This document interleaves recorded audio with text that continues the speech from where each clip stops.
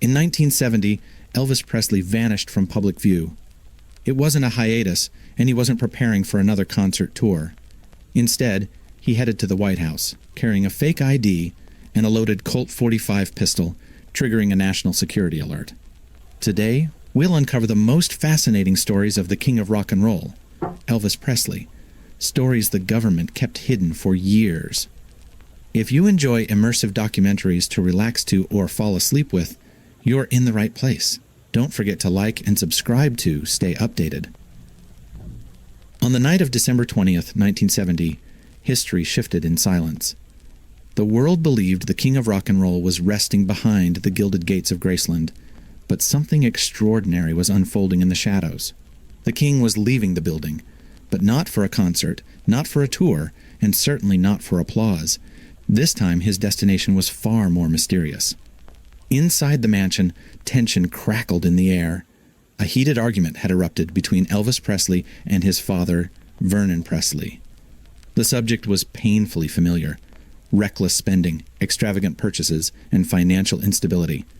Vernon, ever the cautious guardian of the Presley empire, feared the consequences of his son's unchecked generosity. Elvis, however, felt misunderstood, trapped between the expectations of fame and the loneliness of unimaginable success. The confrontation left him restless and wounded.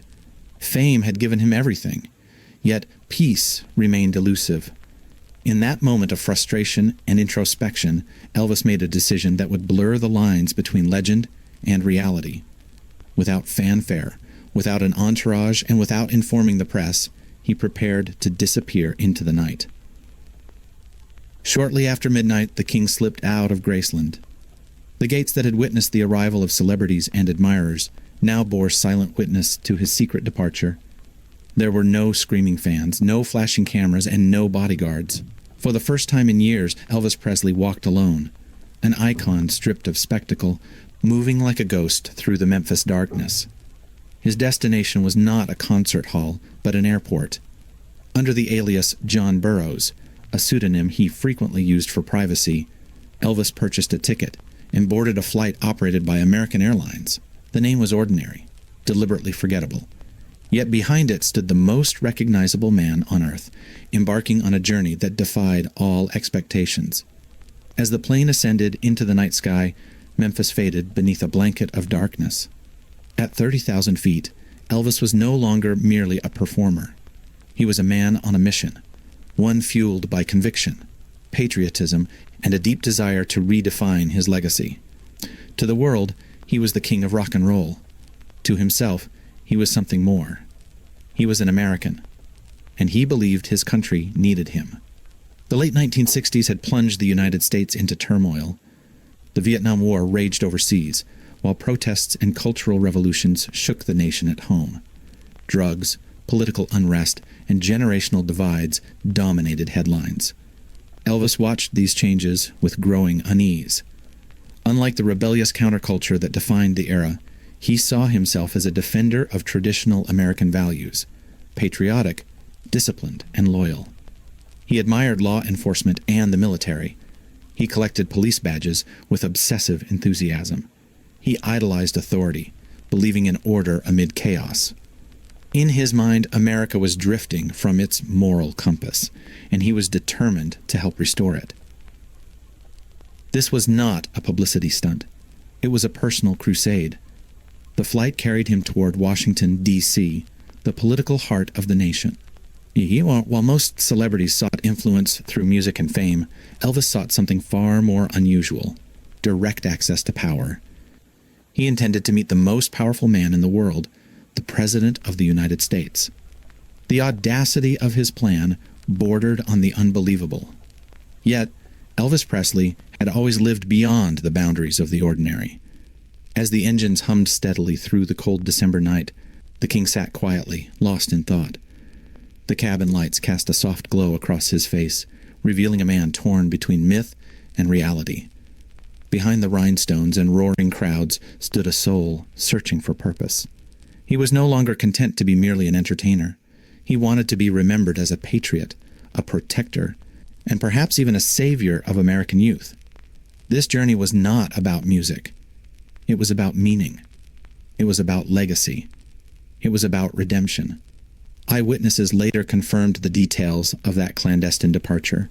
Accounts from Red West and Sunny West, trusted members of Elvis's inner circle, painted a vivid portrait of the king's determination and secrecy.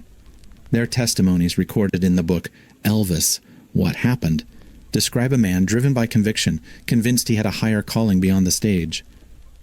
Flight records from American Airlines corroborate the timeline, transforming what might have been dismissed as myth into documented history. Together, these sources reveal the truth behind one of the most surreal journeys ever undertaken by a global superstar. It was a night defined by secrecy and symbolism, a king without a crown, a legend without an audience, a man without a bodyguard. As dawn approached, the aircraft descended toward the nation's capital. Beneath the wings lay Washington, D.C., a city of monuments, power, and destiny. Within hours, Elvis Presley would stand at the gates of the White House, seeking an audience with President Richard Nixon. Few could have imagined such a meeting. Fewer still could have predicted its consequences. Yet everything began with a single decision made in the quiet corridors of Graceland, a midnight escape that transformed a rock icon into an unlikely figure in the theater of American politics. It was not a concert.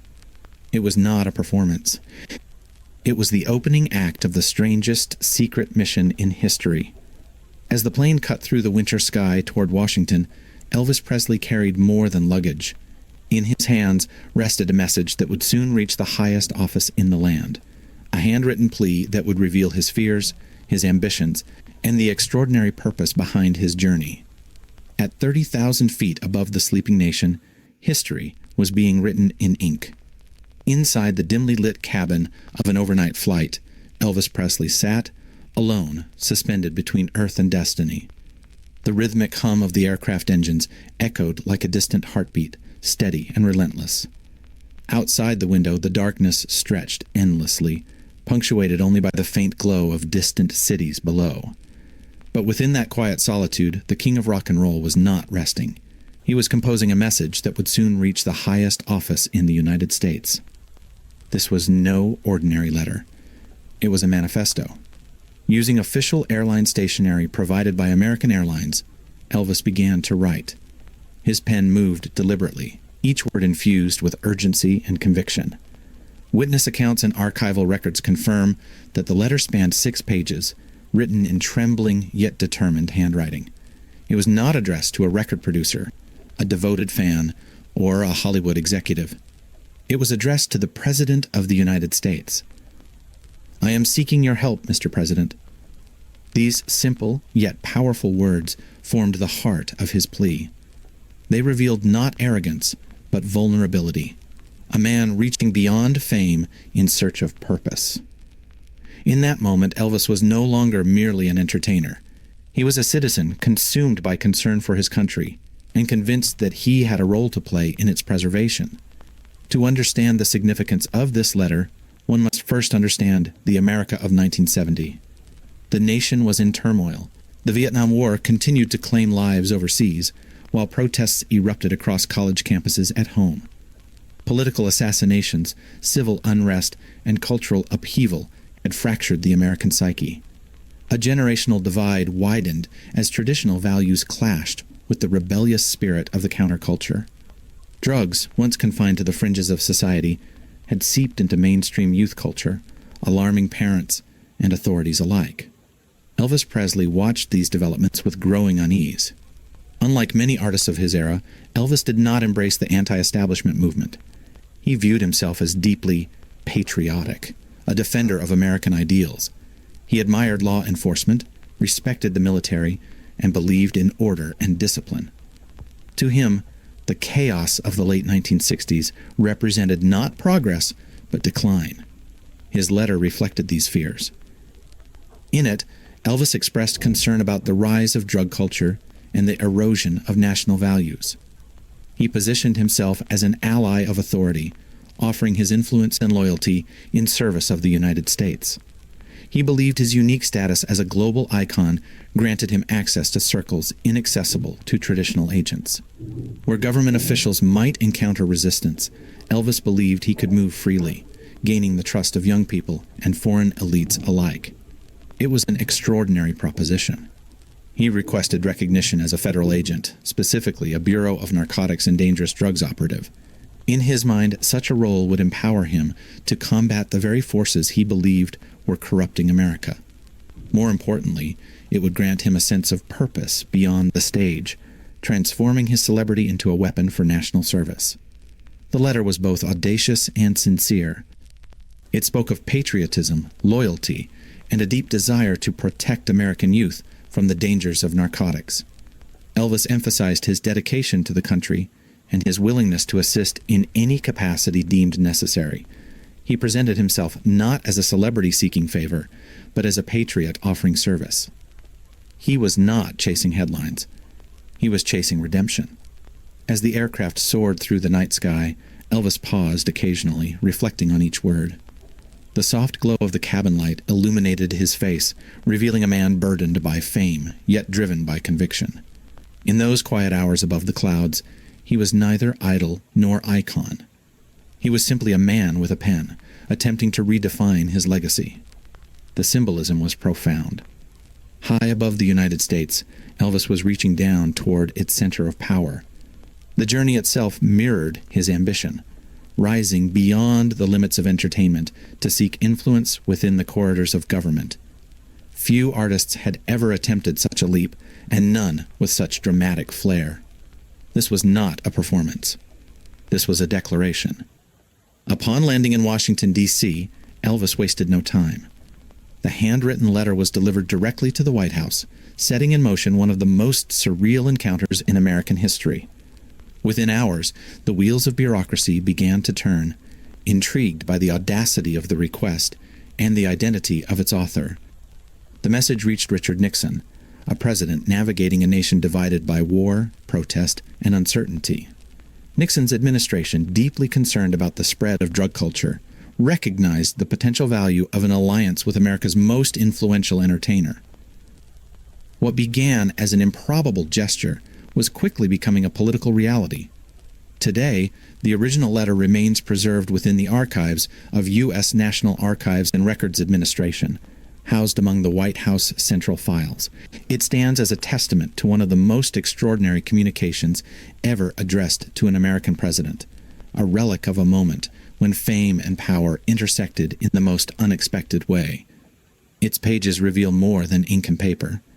They reveal a man searching for meaning. They reveal a legend seeking validation. They reveal a patriot convinced he could save his country. To some, the letter appears eccentric, even surreal.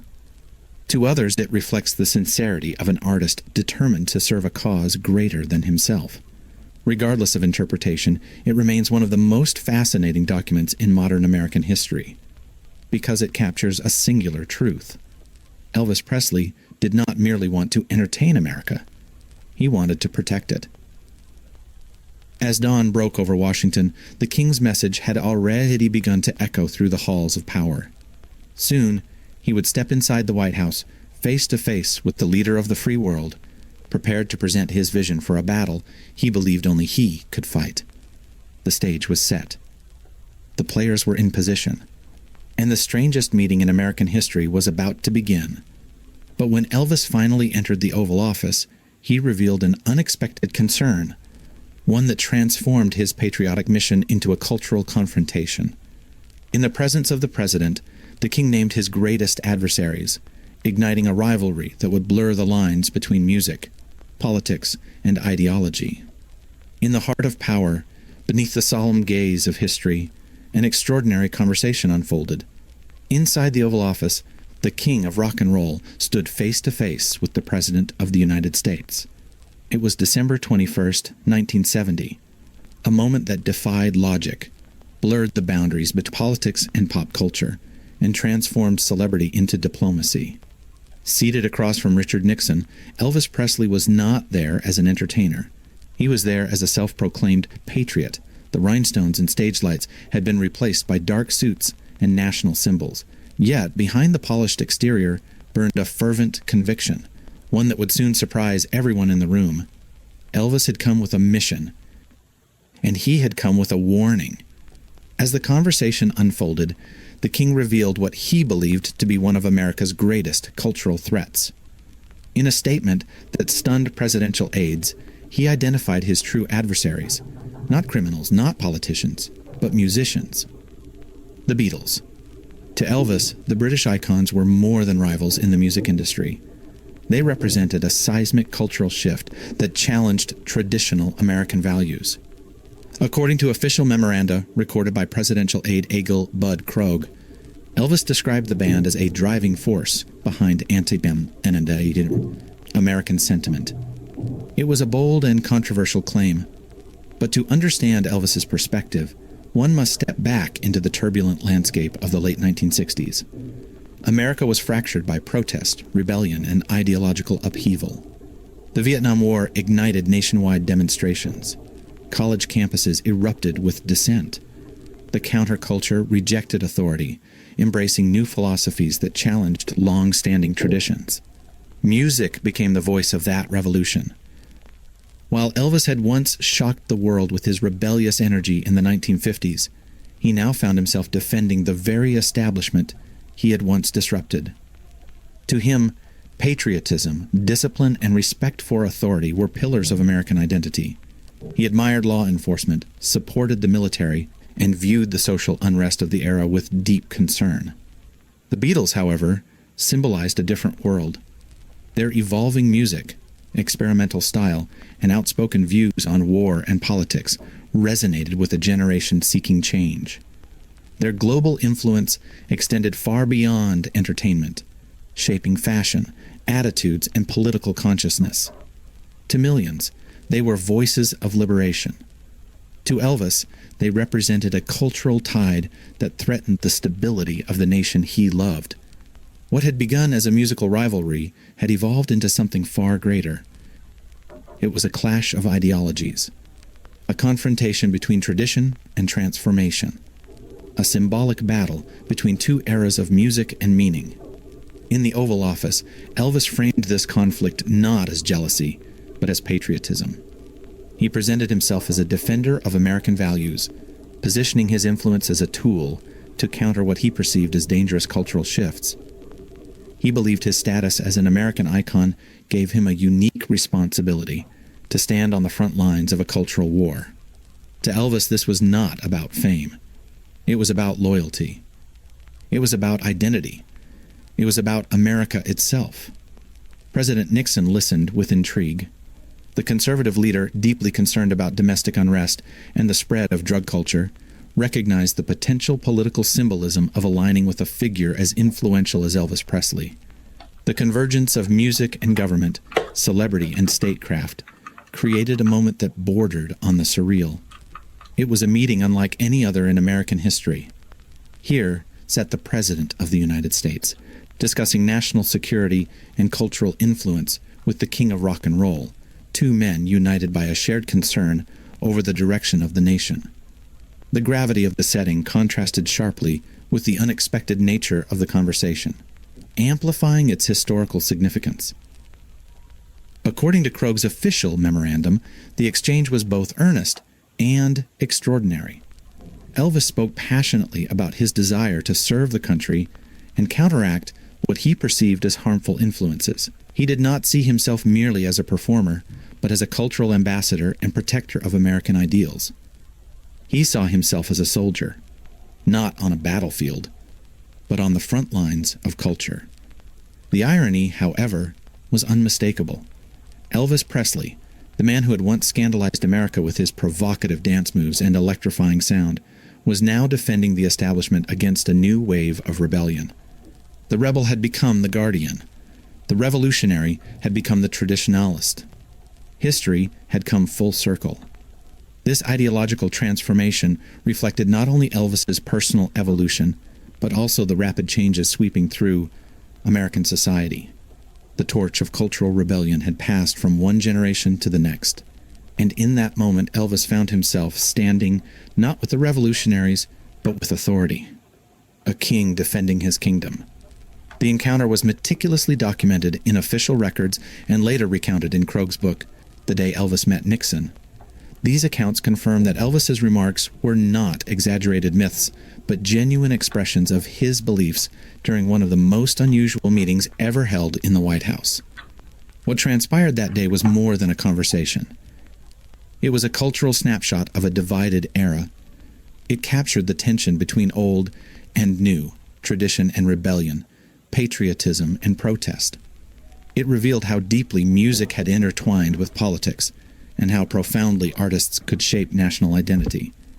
And at the center of it all stood Elvis Presley, a legend seeking purpose, a patriot seeking recognition, a king seeking a new crown, not of music, but of influence. In his mind, he was no longer merely entertaining the nation, he was defending it.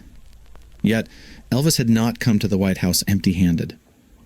As the meeting concluded, another astonishing detail emerged, one that left security officials stunned and transformed the visit into legend. In his possession was a gold-plated Colt 45, a gift intended for the president, setting the stage for one of the most surreal moments in American history.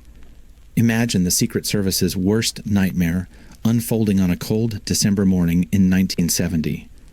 At the gates of the White House stood the most famous man in the world, calm, confident, and carrying an unexpected gift. It was not a record, nor a photograph, nor a letter of admiration. Instead, it was a gold-plated Colt 45, gleaming under the winter sun like an artifact from a surreal dream. That man was Elvis Presley. For the Secret Service, the situation was unprecedented. Protocol dictated caution, precision, and absolute control. No civilian, no matter how influential, was permitted to approach the president with a firearm. Yet, Elvis Presley was no ordinary civilian. He was a global icon, a symbol of American culture, and now, inexplicably, a visitor seeking entry into the highest corridors of power. The moment defied logic. Security officers halted him immediately, their training overriding any sense of awe. The pistol was confiscated at the gate without hesitation. To them, it was a matter of national security. To Elvis, however, it was a gesture of patriotism, a tribute intended for the President of the United States. The weapon itself was extraordinary. Crafted with meticulous detail and plated in gold, the Colt 45 was not merely a firearm, it was a symbol of prestige and power. Elvis had long been fascinated by law enforcement and military memorabilia, collecting badges, weapons, and insignias with passionate enthusiasm. To him, the pistol represented respect, authority, and loyalty, values he deeply admired. His intention was simple, if unconventional. He wanted to present the weapon as a gift to Richard Nixon. In Elvis's mind, the offering was both personal and symbolic. It was a token of allegiance from the king of rock and roll to the commander-in-chief, a gesture meant to bridge the worlds of entertainment and governance. Yet, to the agents guarding the White House, it was an unimaginable breach of protocol. The irony was as striking as the pistol itself. The very object that alarmed the Secret Service would soon grant Elvis entry into one of the most secure rooms on Earth. Inside the White House, officials scrambled to assess the situation. Messages were relayed, calls were made, and protocols were reviewed. The identity of the visitor complicated matters beyond precedent. Elvis Presley was not merely a celebrity. He was an American institution beloved by millions and admired across the globe. Turning him away risked public controversy. Admitting him risked breaking tradition. History hung in the balance. Presidential aide Egil Bud Krogh, already intrigued by Elvis's handwritten letter and patriotic intentions, recognized the potential significance of the encounter. What began as a security concern was rapidly transforming into a diplomatic curiosity. The king's unusual gift became a conversation piece, sparking interest within the highest levels of government. Soon, the unimaginable occurred. Elvis Presley was granted an audience with the president. Escorted through the corridors of power, he entered the Oval Office, a space reserved for world leaders, military commanders, and history's most influential figures. Moments earlier, he had been disarmed at the gate. Now, he stood face to face with the most powerful man in the free world. It was a scene that bordered on the surreal. A rock and roll legend seeking federal authority. a conservative president meeting a cultural icon, and a golden pistol that had unwittingly opened the door to history. Within the Oval Office, the confiscated firearm became more than a security concern. It became a symbol of Elvis's determination. Though he had been prevented from presenting it directly, its presence underscored his sincerity and his unwavering desire to be taken seriously. It was not an act of defiance, but a testament to his belief in authority, patriotism, and national service. For Elvis, this was no publicity stunt. It was a mission. The king sought recognition not as an entertainer, but as a loyal American willing to serve his country. His fascination with badges and symbols of power reflected a deeper yearning to transcend fame and redefine his legacy. In that moment, the boundaries between myth and reality dissolved. Elvis Presley was no longer simply the king of rock and roll. He was a man standing at the intersection of celebrity and statecraft. Today, the legendary gold-plated Colt 45 remains preserved as a historical artifact at the Richard Nixon Presidential Library and Museum. Displayed behind glass, it stands as a testament to one of the most extraordinary encounters in American history. Visitors gaze upon it with curiosity and disbelief, reminded of the day when music, politics, and spectacle converged in the most unexpected way. The pistol tells a story without firing a single shot. It speaks of ambition. It speaks of patriotism. It speaks of a moment when the impossible became reality. For historians, it symbolizes the surreal nature of the Nixon-Elvis meeting. For admirers, it represents the king's unwavering devotion to his country. And for the world, it remains a glittering relic of a day when the most famous man alive walked into the White House carrying a golden gun and left with a place in history. Yet, the golden pistol was only a prelude to Elvis Presley's true objective.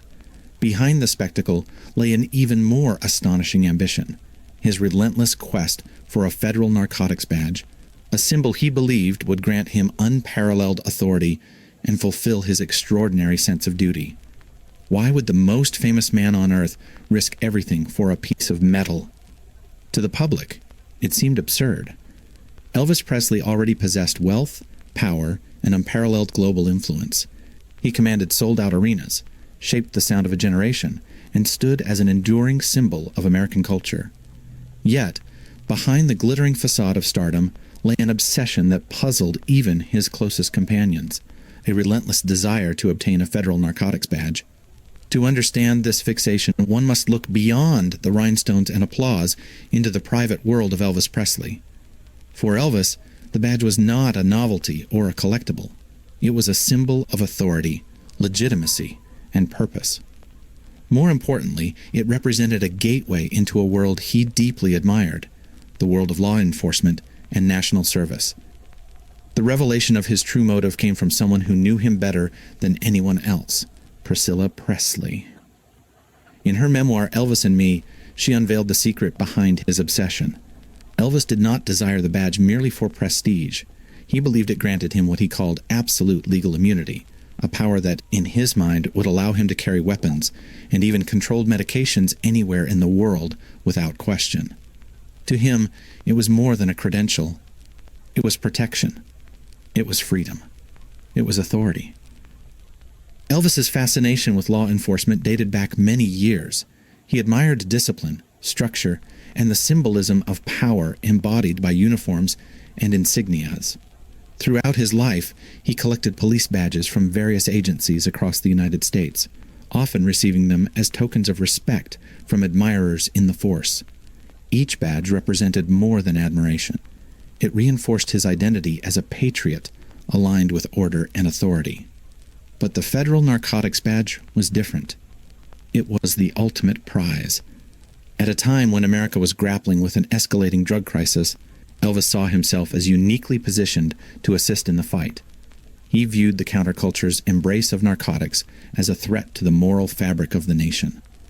Ironically, while he condemned illicit drug use, he relied heavily on prescription medications provided by doctors, an internal contradiction that would later define his tragic legacy. Yet, in Elvis's mind, there was no hypocrisy. He distinguished between what he considered legitimate medical treatments and the dangerous substances he believed were destroying American youth. The badge, he thought, would allow him to combat one while safeguarding himself from scrutiny over the other. It was a paradox born of conviction and vulnerability. For Elvis, fame was both a privilege and a prison. His every move was scrutinized, his privacy constantly invaded.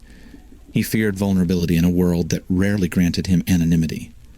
The authority associated with a federal badge promised not only protection, but also a sense of control, something elusive in the chaotic orbit of superstardom. It offered him legitimacy beyond the stage. It offered him identity beyond the myth. It offered him purpose beyond the applause. To Elvis Presley, the badge represented redemption. It was his opportunity to transform celebrity into service, to convert admiration into influence, and to reshape his public image from entertainer to protector. In a nation struggling with cultural upheaval, he envisioned himself as a bridge between the government and the youth who idolized him. This belief fueled his audacious decision to petition the President of the United States.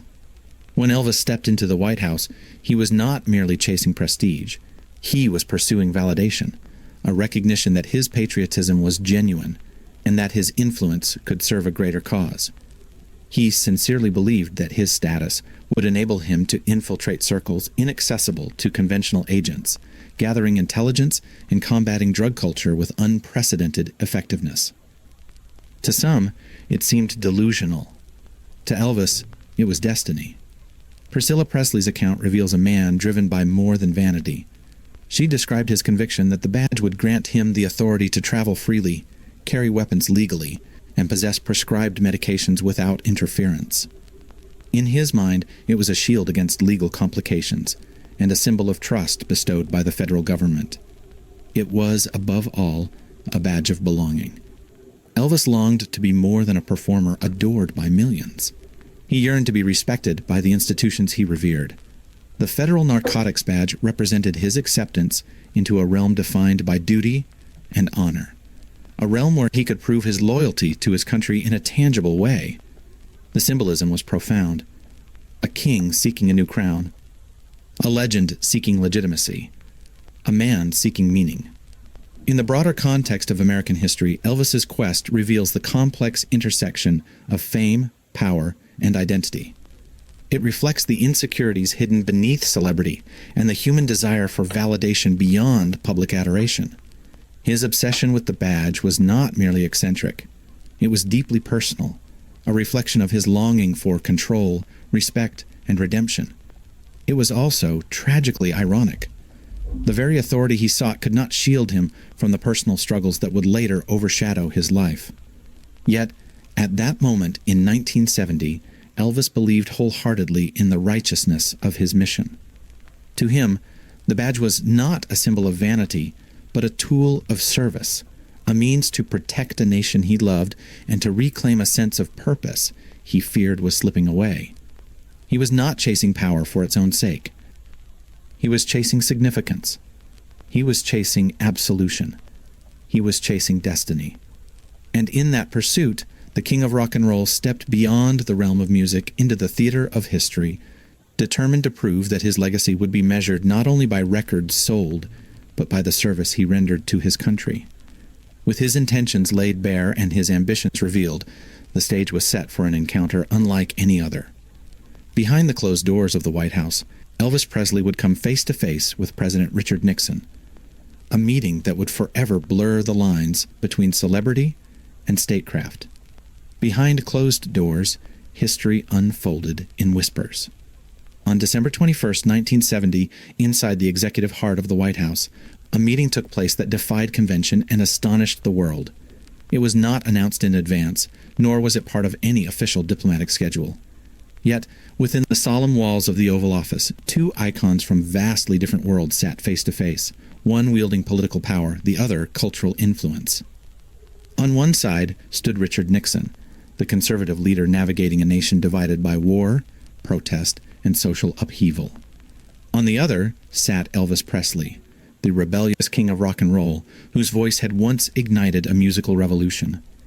Their encounter was as improbable as it was unforgettable, a convergence of authority and artistry, politics and pop culture. The atmosphere was surreal.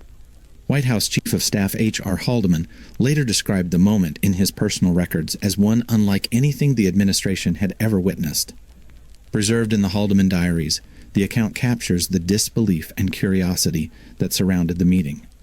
It was, in every sense, unprecedented.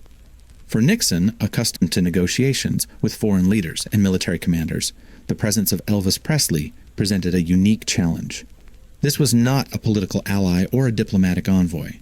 It was the most famous entertainer in the world, seeking recognition as a federal agent.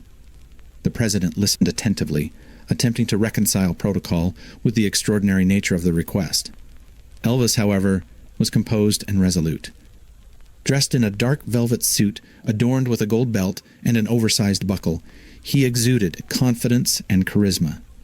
His signature sunglasses reflected the soft glow of the Oval Office lamps, concealing the intensity in his eyes. He spoke with earnest conviction, emphasizing his patriotism and his desire to serve the United States in its fight against drug culture and social unrest. He was not there as a performer. He was there as a patriot. Elvis explained his admiration for law enforcement and his concern about the growing influence of narcotics and anti-establishment movements. He pledged his loyalty to the nation, presenting himself as a bridge between the government and American youth. His global fame, he argued, granted him access to circles beyond the reach of traditional authorities. Nixon listened carefully, intrigued by the sincerity of the king's proposal. The president, known for his strategic mind, recognized the symbolic value of aligning with a cultural icon of Elvis's magnitude. At a time when the United States faced internal division, such an alliance offered a powerful image of unity between popular culture and federal authority. Yet, the moment that truly defined the encounter transcended politics. It was human. It was unexpected. It was unforgettable. As the meeting concluded, Elvis Presley stepped forward and embraced the President of the United States. The gesture shattered every rule of protocol, dissolving the formal barrier between the Commander-in-Chief and the King of Rock and Roll. For a brief instant, power and fame collided in a single, spontaneous act of camaraderie. The president returned the embrace. History was made. To the astonishment of those present, the surreal scene unfolded without hesitation. A president accepting an embrace from a rock star within the sanctum of American power. It was a moment that defied logic, yet captured the spirit of a transformative era where cultural influence rivaled political authority. It symbolized more than a meeting. It symbolized an era. It symbolized America itself. According to Haldeman's records, Nixon struggled to comprehend the uniqueness of the situation. Never before had a global music icon sought federal recognition within the Oval Office. The encounter blurred the boundaries between governance and entertainment, illustrating the growing intersection of celebrity and statecraft in modern America. Yet, beneath the spectacle lay sincerity. Elvis was earnest in his intentions, convinced that his influence could serve the nation. Nixon, pragmatic and perceptive, recognized both the absurdity and the potential significance of the moment.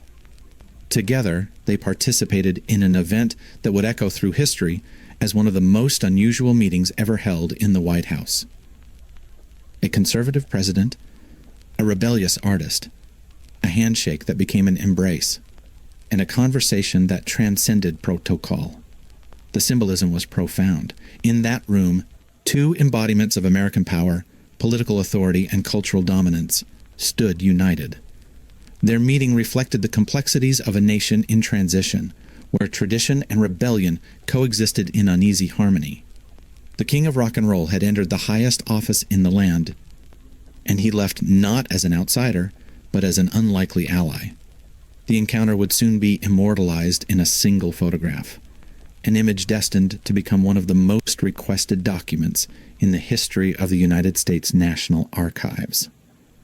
But beyond the photograph lay a deeper truth. A moment when art, politics, and ambition converged in a way that defied imagination. It was not merely a meeting. It was a legend. It was a spectacle.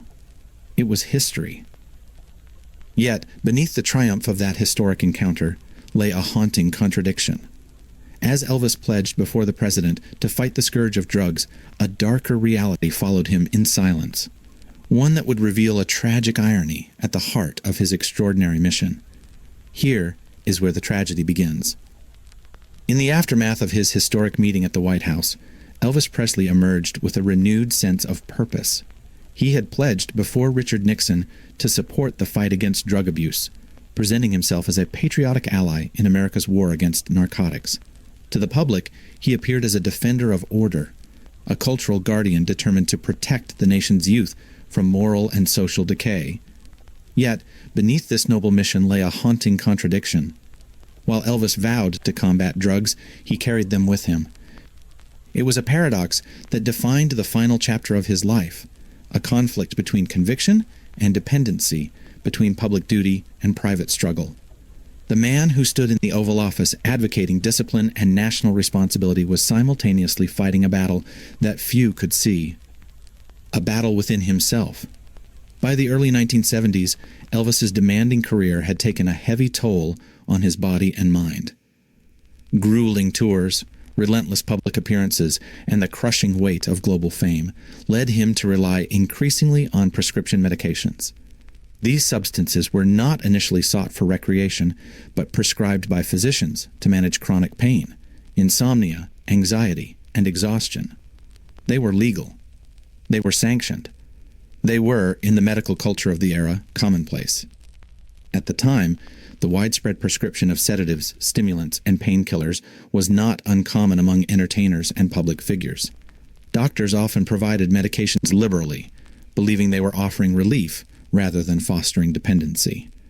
Elvis, constantly under pressure to perform, became a product of this system, one that blurred the line between treatment and addiction. To him, these were not illicit drugs. They were medicine. This distinction shaped his worldview. Elvis strongly opposed the counterculture's embrace of illegal narcotics, particularly those associated with the hippie movement. He viewed them as threats to social stability and national integrity. In his mind, there was a clear difference between unlawful drug use and physician-prescribed treatments. One he condemned, the other he believed justified. It was a belief rooted in sincerity and in denial. The irony is both striking and tragic. As Elvis sought to cleanse America of drug abuse, he was gradually losing control over his own dependence on prescription medications. The very substances he trusted for relief would ultimately contribute to his decline, casting a shadow over his extraordinary legacy. His struggle was invisible to the public eye.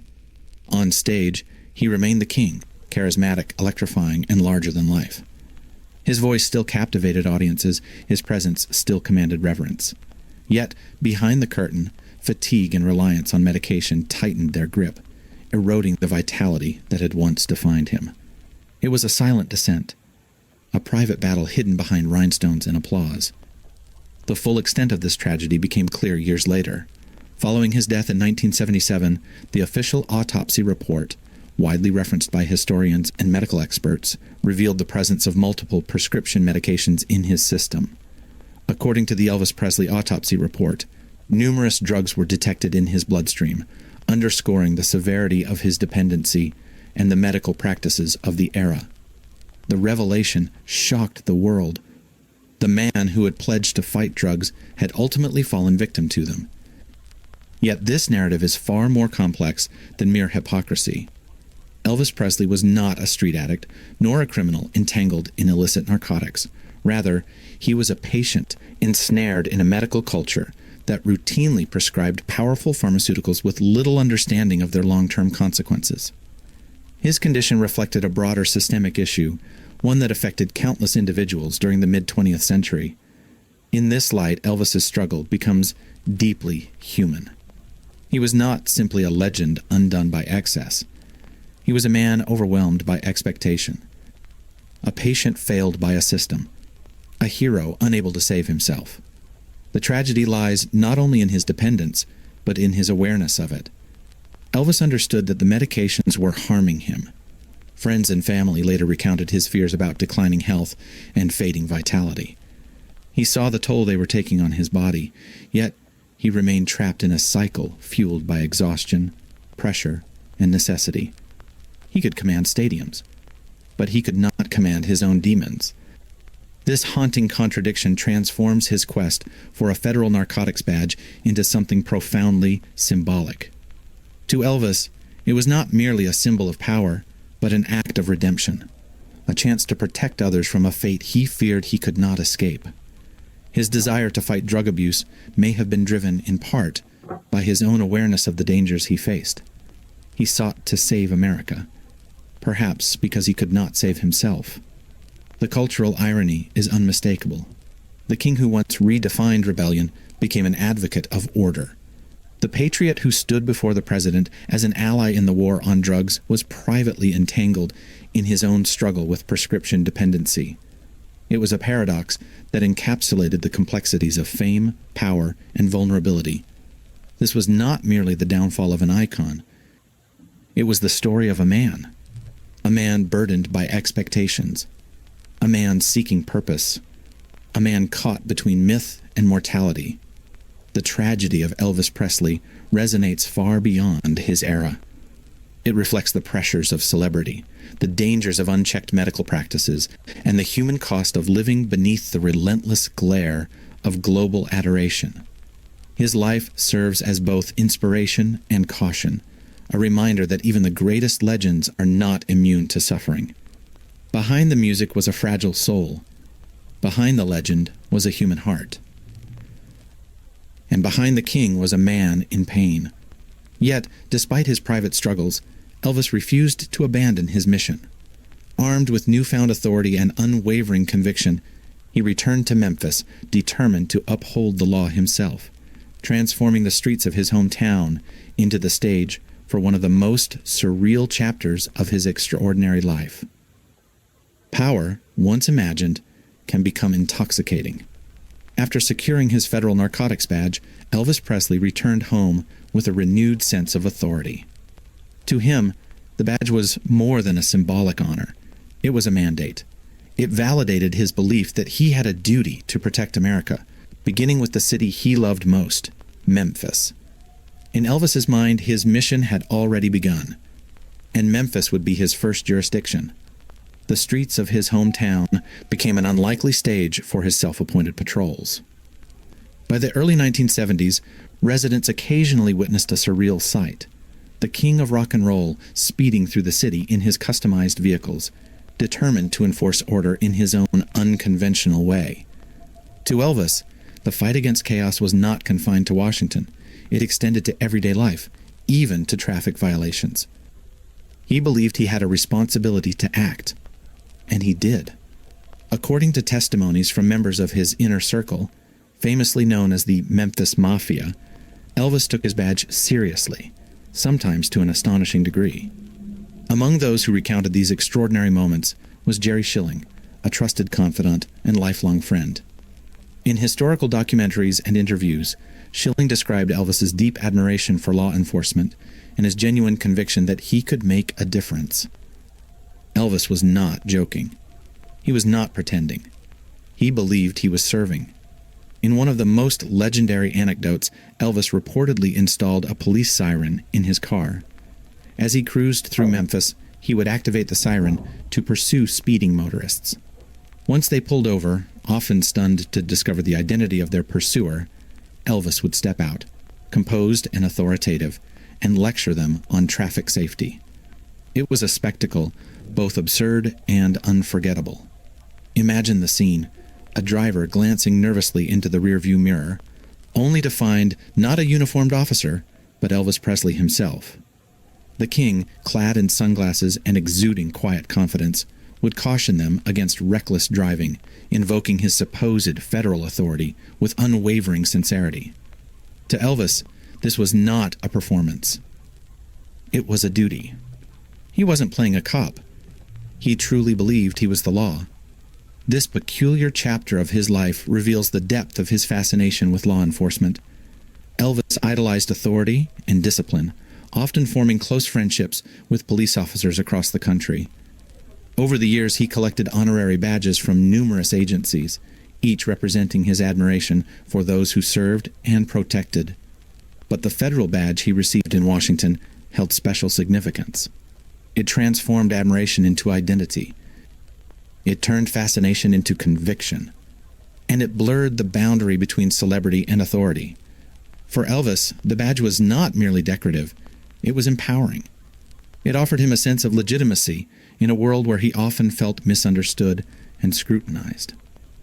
Fame had granted him influence, but the badge gave him purpose. It allowed him to step beyond the stage and into a role he deeply respected. To him, it was a calling. To observers, it was surreal. Yet, those closest to Elvis insisted that his intentions were sincere. Members of the Memphis Mafia described him as deeply patriotic and genuinely committed to combating crime and drug abuse. His actions, though unconventional, were driven by a desire to contribute to society rather than a hunger for attention. He sought to protect. He sought to serve. He sought to belong. Still, the irony remained unmistakable. A global superstar, idolized by millions, was patrolling city streets as though he were an undercover federal agent. It was a reality so improbable that it seemed lifted from fiction. Yet, it was firmly rooted in documented testimonies and first-hand accounts. In many ways, Elvis's behavior reflected his struggle to reconcile identity with destiny. On stage, he was the king of rock and roll. Off stage, he yearned to be recognized as something more, a patriot, a protector, and a guardian of American values. The badge gave him that illusion. Or, perhaps, in his heart, that truth. These extraordinary stories have been preserved through interviews, documentaries, and historical records, particularly through the recollections of Jerry Schilling and other members of his inner circle. Their testimonies paint a portrait of a man driven by conviction, eccentric, sincere, and profoundly human. He was not merely chasing speeders. He was chasing significance. He was chasing authority. He was chasing purpose. And in the neon-lit streets of Memphis, the king of rock and roll briefly transformed into something else entirely. A self-appointed sentinel of order navigating the thin line between legend and reality. The image remains unforgettable. A siren piercing the southern night. A Cadillac gliding through the city. And behind the wheel, Elvis Presley, convinced that he was serving his country one traffic stop at a time. It was surreal. It was extraordinary. It was undeniably Elvis. Yet, while Elvis patrolled the streets in pursuit of justice, another force was quietly observing him from the shadows. Behind classified doors and sealed archives, federal authorities were compiling their own records on the king, documents that would reveal how the world's most famous entertainer became both a symbol of patriotism and a subject of government scrutiny. Elvis Presley loved the law, but the law was also watching him. Behind the glamour of superstardom and the symbolism of his federal badge, a quieter, more enigmatic story unfolded, one hidden within classified folders and sealed government archives. While Elvis Presley admired authority and sought to serve it, he also lived under its careful scrutiny. In the shadows of American power, federal agents were documenting his life, preserving records that would one day reveal the extraordinary intersection of celebrity and national security. At the center of this silent surveillance stood Federal Bureau of Investigation, better known as the FBI. Unknown to most of the public, the Bureau maintained a detailed and confidential file on Elvis Presley. This dossier, compiled over the years, contained reports, correspondence, and intelligence related to the King of Rock and Roll. It was not evidence of wrongdoing, but rather a testament to his immense influence and the unique risks associated with his global fame. The king was not merely an entertainer. He was a national icon. And icons in turbulent times often attract both admiration and danger. The late 1960s and early 1970s were marked by political unrest, cultural upheaval, and rising tensions across the United States. Celebrities, particularly those with worldwide recognition, were often monitored, not as suspects, but as figures of interest. Their influence could sway public opinion, inspire movements, or provoke controversy. Elvis Presley, with his unparalleled popularity and outspoken patriotism, was no exception. His proximity to power further heightened official attention.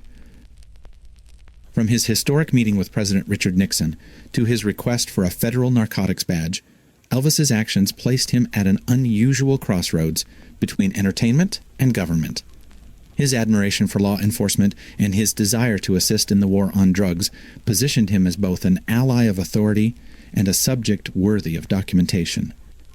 It was a paradox few could have imagined. A rock and roll legend under federal observation. A cultural symbol cataloged in government archives. A patriot simultaneously celebrated and scrutinized. The FBI's file on Elvis contained a wide range of information. Some documents recorded threats made against him, highlighting the dangers faced by one of the most recognizable figures in the world. As his fame soared to unprecedented heights, so did the risks to his personal safety. The Bureau monitored potential dangers, ensuring that credible threats were documented and addressed. In this sense, the file served not as an instrument of suspicion, but as a measure of protection.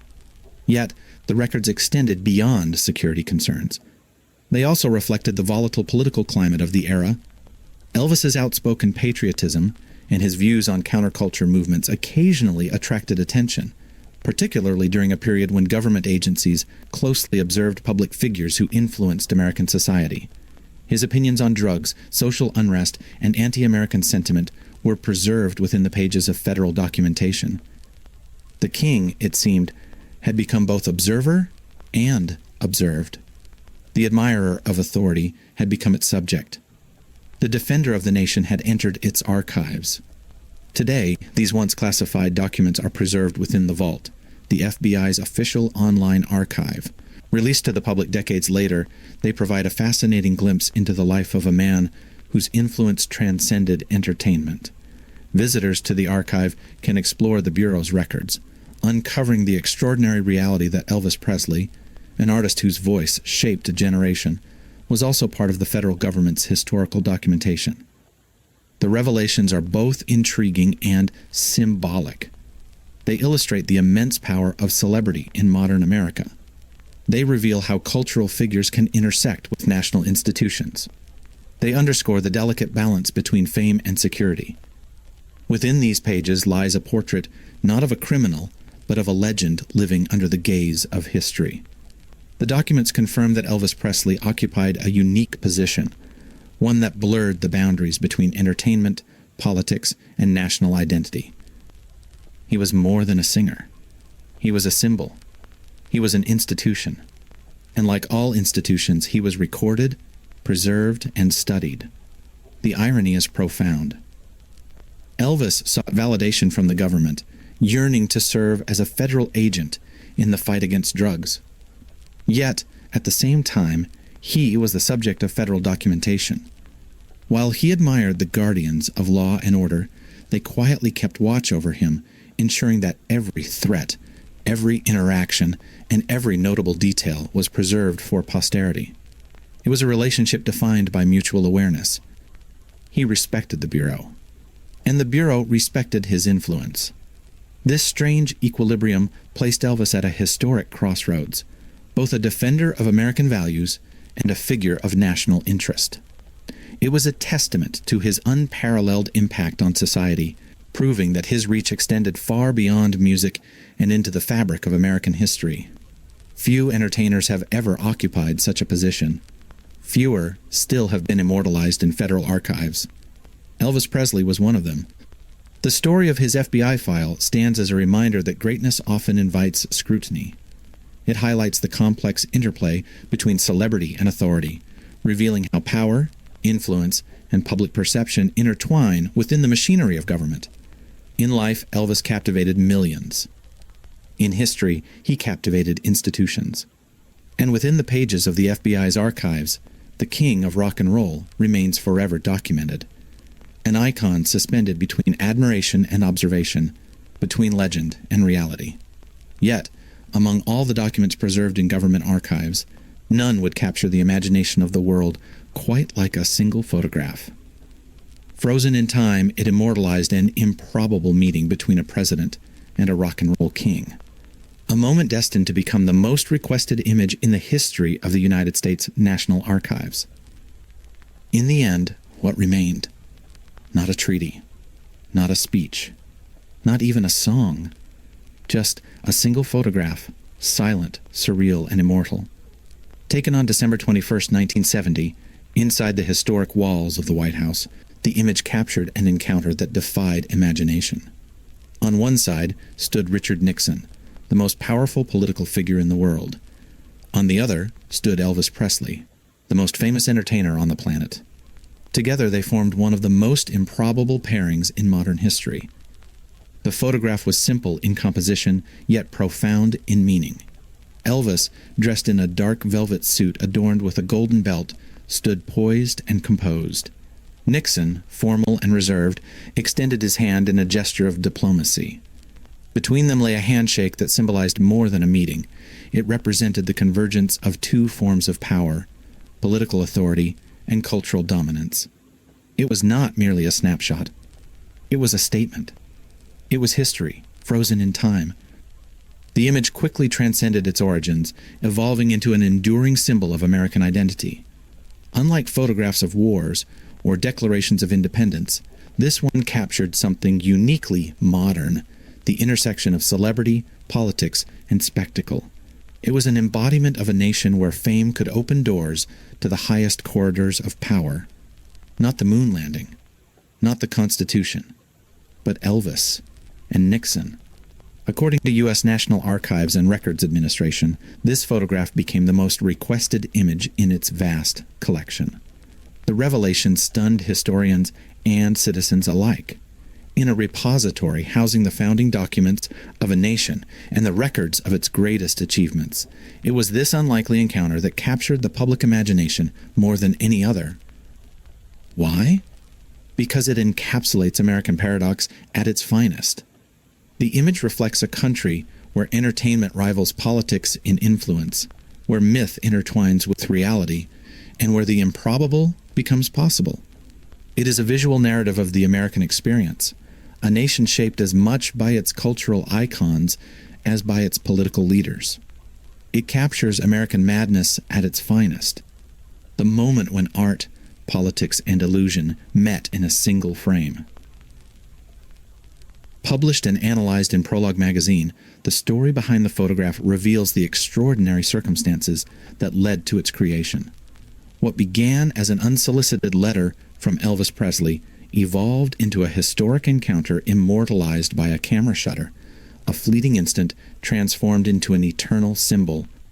Within that frame lies an entire era, the turbulence of the 1970s, the clash between tradition and revolution, the rise of celebrity as a political force, and the enduring allure of the American dream. The photograph resonates not because of its grandeur, but because of its improbability. It represents a meeting that should never have happened, yet did. A rock and roll king and a commander-in-chief, united not by ideology or policy, but by circumstance and curiosity. It is both absurd and profound, comical and historic, surreal and deeply symbolic. For Elvis Presley, the photograph immortalized his transformation from entertainer to unlikely patriot. It validated his quest for recognition as more than a musician, a man seeking purpose beyond the stage. For Richard Nixon, it offered a moment of unexpected cultural diplomacy, bridging the divide between government authority and popular influence. For America, it became legend. Decades later, the image continues to fascinate scholars, artists, and the public alike. Visitors to the National Archives seek it out with wonder, intrigued by the story behind the handshake. Historians analyze it as a reflection of an era defined by upheaval and transformation. Cultural critics interpret it as a symbol of modern celebrities' power to rival political authority. It endures because it tells a story without words, a story of ambition, a story of irony, a story of America itself. In a single frame, the The photograph captures the essence of a nation that thrives on contradictions, where rebellion becomes tradition, entertainers become ambassadors, and the impossible becomes reality. It stands as a testament to the strange alchemy of history, where chance encounters can echo across generations. This was not merely a photograph. It was a cultural artifact. It was a national myth. It was an American legend. As the decades passed, the image grew in significance, transcending its origins to become one of the most iconic photographs ever taken in the White House. It remains a reminder that history is not always shaped by wars or legislation, but sometimes by moments of extraordinary improbability. A handshake, a flash of light, an eternal memory. And in that moment, art, politics, and illusion converged, forever bound together in a single, unforgettable frame. Yet, behind the fame, the symbolism, and the immortal photograph lay a deeper and more personal truth. Beneath the glittering legend of Elvis Presley echoed a silent struggle, a desperate cry from a man seeking redemption in the face of his own demons. Every legend casts a shadow. Behind the glittering rhinestones, thunderous applause, and immortal fame stood a man quietly unraveling. To the world, Elvis Presley was the king of rock and roll, an icon whose voice defined a generation. But beneath the myth lay a fragile human being, haunted by pain, burdened by expectations, and trapped in a battle he could neither escape nor fully conquer. His quest for a federal narcotics badge has often been dismissed as eccentric, even hypocritical. Critics have portrayed it as the vanity of a superstar intoxicated by power. Yet, a deeper examination reveals a far more tragic and profoundly human truth. Elvis's mission was not merely an obsession, it was a cry for redemption, a plea for purpose, a final attempt at salvation. By the early 1970s, Elvis was acutely aware of the toll prescription medications were taking on his body and mind. Years of relentless touring, grueling performances, and chronic health issues had driven him into the arms of a medical system that prescribed drugs as solutions to exhaustion, insomnia, anxiety, and pain.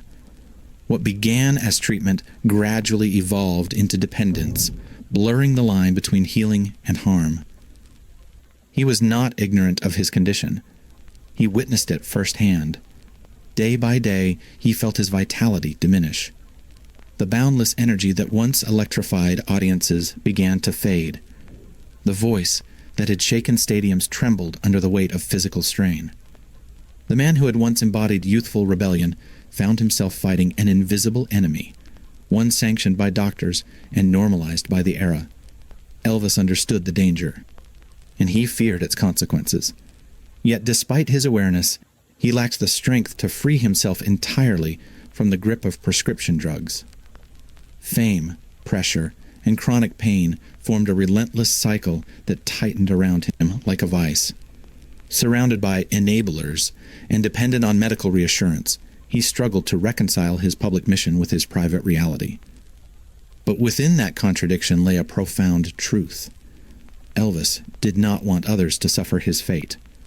To him, the federal narcotics badge was not simply a token of authority. It was an act of atonement, a symbolic shield he hoped would protect American youth from the abyss he knew all too well. He believed that his influence could serve as a force for good, helping to combat the spread of drug culture that threatened the nation. It was not hypocrisy. It was remorse. It was redemption. In his mind, there was a clear distinction between illicit drug abuse and the medications prescribed to him by physicians. Elvis never saw himself as a street addict, but rather as a victim of a flawed medical system that offered pharmaceutical solutions for every ailment. During the mid-20th century, such practices were widespread and often unquestioned, leaving countless patients vulnerable to dependency. He was not alone. He was a product of his time, and perhaps a casualty of it. From this perspective, Elvis's determination to fight drug culture takes on new meaning. His appeal to authority, his admiration for law enforcement, and his pursuit of federal recognition were driven by a sincere desire to protect others from the same downward spiral. He sought to transform his fame into a force of prevention, a warning drawn from his own suffering. He could not save himself, but he hoped to save others. The symbolism of his quest is both poignant and haunting. The king of rock and roll, once celebrated as a symbol of youthful rebellion, sought to defend the very society he believed was under threat. He was not merely chasing a badge, he was seeking absolution, a chance to prove that his life held significance beyond the stage. It was a battle between legend and mortality, between power and vulnerability, between myth and man. His meeting with President Richard Nixon was more than a surreal episode in American history. It was the culmination of a deeply subpersonal journey. A moment when Elvis Presley attempted to redefine his legacy. He sought recognition not only as an artist, but as a patriot, a protector, and a guardian of American youth. A king seeking redemption. A patriot seeking purpose. A man seeking peace. In retrospect, his quest appears both tragic and noble. It reveals the complexity of a figure too often reduced to caricature. A man capable of profound generosity, haunted by inner turmoil, and driven by a genuine desire to serve a greater cause.